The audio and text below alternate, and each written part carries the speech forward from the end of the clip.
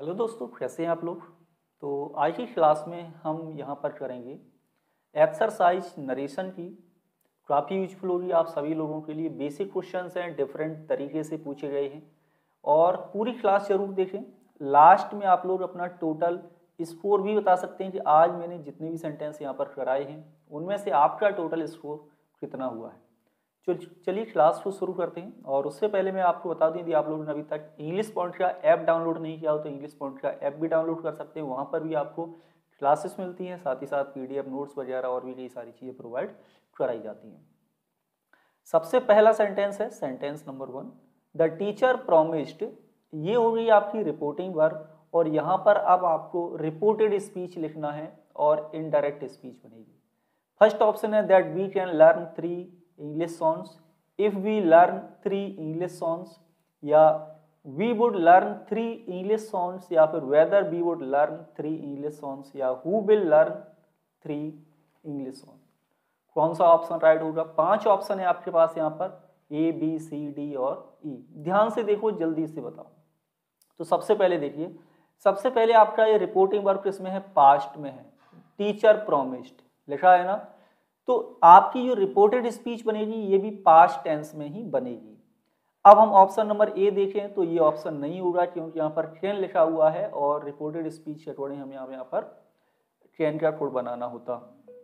Option number B देखिए, B में क्या? इफ वी लर्न, ये प्रेजेंट इंडेफिनिट टेंस लिखा हुआ है जो कि नहीं होगा। We would learn 3 English songs, हाँ ये हो सकता है। चलिए आगे और देखते हैं। Whether we would learn 3 English songs, ये नहीं होगा क्योंकि यहाँ पर 3 इंग्लिश सॉन्ग की बात हो रही है, तो वेदर का प्रयोग 2 के लिए किया जाता है, ना कि 3 के लिए। इसको भी हटा देते हैं। And who will learn 3 English songs, तो ये ऑप्शन भी इसलिए नहीं होगा क्योंकि यहाँ पर लिखा हुआ है विल। ठीक है, तो राइट आंसर आपका रहेगा ऑप्शन नंबर सी। यहाँ पर आपको लिखना होगा we would learn 3 English songs. ठीक है, रिपोर्टेड यहाँ कंजंक्शन दैट लगाने की कोई ऐसी जरूरत नहीं है, आपको नहीं लगेगा होगा तब भी सेंटेंस सही होगा। आप यहाँ पर दैट का प्रयोग कर देंगे तब भी ये सेंटेंस आपका सही होगा। ठीक है, option number C right answer है। किसी भी तरह के डाउट के लिए आप नीचे कमेंट के माध्यम से भी पूछ सकते हैं। नेक्स्ट है क्वेश्चन नंबर 2, बिल। बिल कहता है have you seen any interesting comedy lately Nancy. किससे बोला उसने? नैन्सी से बोला है। क्या आपने हाल ही में कोई इंटरेस्टिंग कॉमेडी देखी है? लेटली मतलब होता है रिसेंटली, याद रखिए दोनों सिमिलर है। तो बिल ने किससे पूछा? नैन्सी से पूछा है, तो आपकी रिपोर्टेड स्पीच हो गई बिल आस्क्ड नैन्सी। बिल ने नैन्सी से पूछा, क्या पूछा? If we will see an interesting film, if he saw an interesting film, interesting comedy lately, या what comedy Nancy saw lately, या फिर if she had seen an interesting comedy lately, या if she would see an interesting comedy. बहुत ही simple है, right answer बताना है। Question number 2 में राइट आंसर किया। तो देखो इंटेरोगेटिव है और हेल्पिंग वर्ब से आपकी रिपोर्टेड स्पीच शुरू हो रही है, तो कंजंक्शन यहाँ पर हो गया इफ। ठीक है, यू सेकंड पर्सन है, किससे पूछा है? नैन्सी से, तो नैन्सी के अकॉर्डिंग यहाँ पर हो जाएगा आपका she, if she. Present perfect tense interrogative है जो कि असर्टिव बना दिया जाएगा पास्ट परफेक्ट में, तो यहाँ पर क्या होगा आपका? Had seen any interesting comedy lately, ये आप यहाँ पर लिखेंगे और सेंटेंस आपका राइट हो जाएगा। और इस तरह से ऑप्शन जो करेक्ट होगा ये होगा आपका option number D, question number 2 में। बहुत ही अच्छी क्लास होगी, बिल्कुल भी स्किप नहीं करना है, इसको जरूर याद रखना है। डाउट्स हो तो नीचे पूछ सकते हैं। नेक्स्ट है क्वेश्चन नंबर 3, और क्वेश्चन नंबर 3 देखते हैं। ओके, नेक्स्ट है क्वेश्चन नंबर 3। क्वेश्चन नंबर 3 में है निक कहता है did you see a bird in the tree.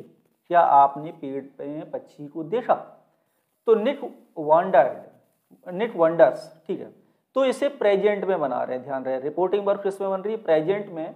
अब आपको यहाँ पर रिपोर्टेड स्पीच फिल करना है। If I saw a bird in the tree, that I saw a bird in the tree, if I had seen a bird in the tree, या whether I see a bird in the tree, या फिर होगा if I have seen a bird. क्या होगा right answer, जल्दी से बोले, जल्दी से कमेंट करो राइट आंसर क्वेश्चन नंबर 3 में क्या होगा। बहुत ही सिंपल है क्वेश्चन नंबर 3 में।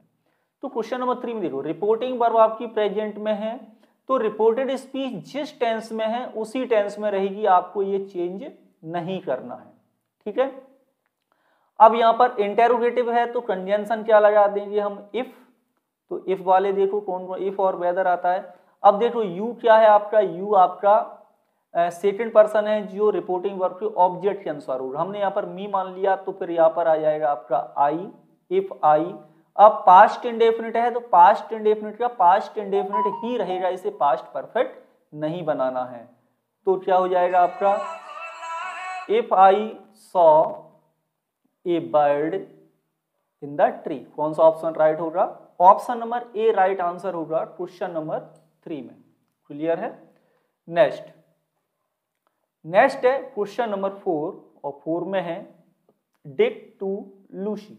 डिक ने लूसी से पूछा, इंटेरोगेटिव है तो क्या है, पूछा है। या आप ऐसे भी लिख सकते हैं डिक सेड टू लूसी, आपको इस तरह से भी लिखा मिल जाएगा। लेकिन रिपोर्टेड स्पीच बनाते समय, रिपोर्टिंग ये इनडायरेक्ट स्पीच बनाते समय रिपोर्टेड स्पीच का जो टेंस है, असर्टिव हो या फिर इंटेरोगेटिव हो या फिर आपका इम्परेटिव है, जो भी है उसी के अकॉर्डिंग हम यहाँ पर चेंज करेंगे आस्क्ड को, ठीक है ना। तो देखिए, did to Lucy have you received any Telegram.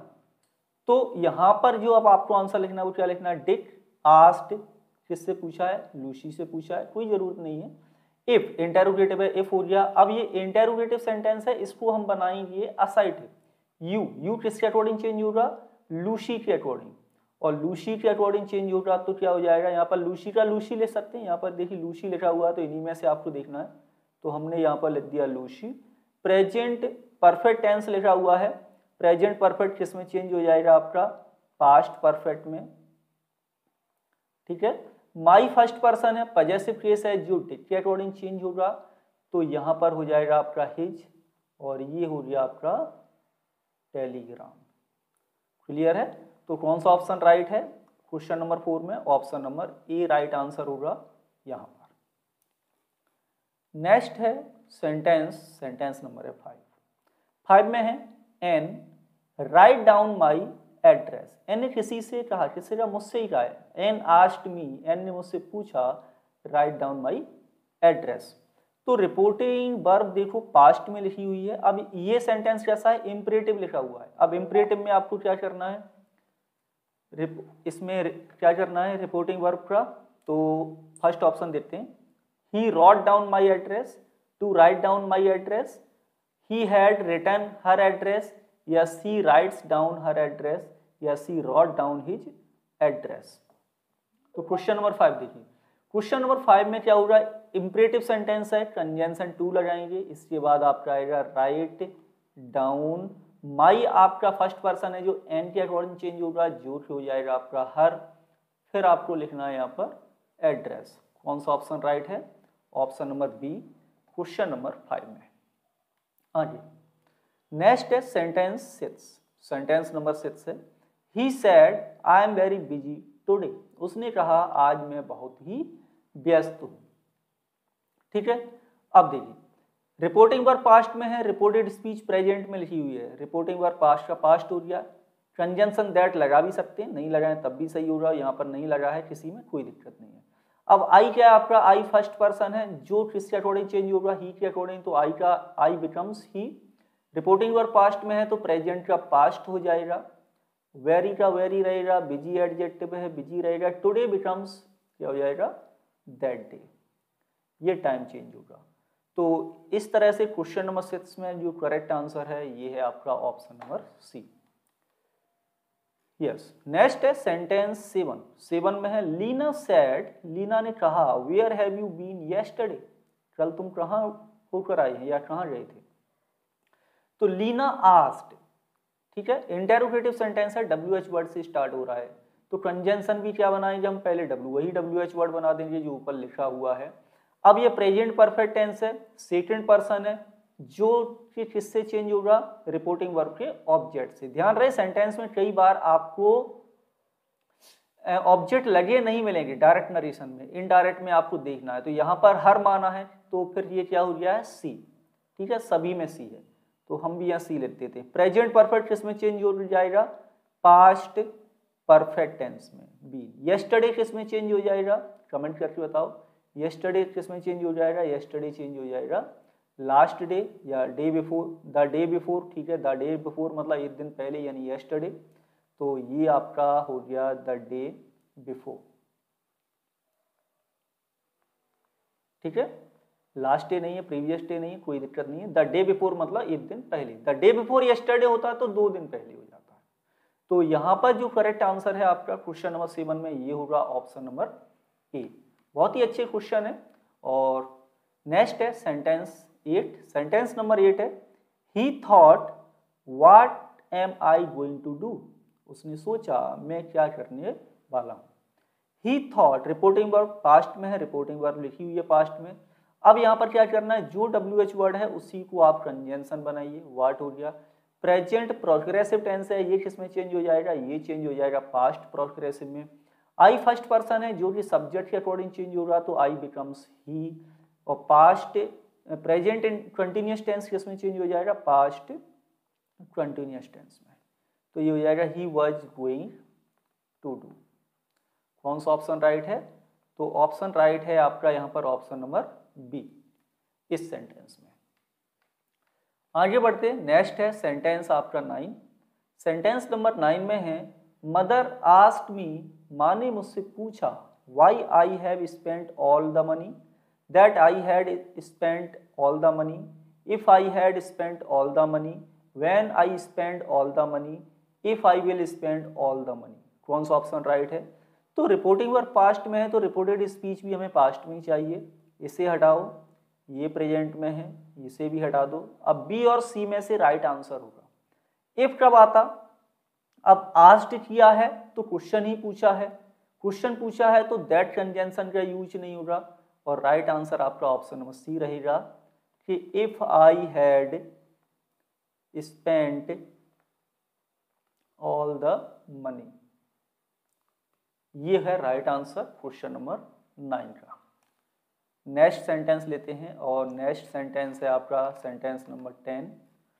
Sentence number 10 में है, don't play in the street.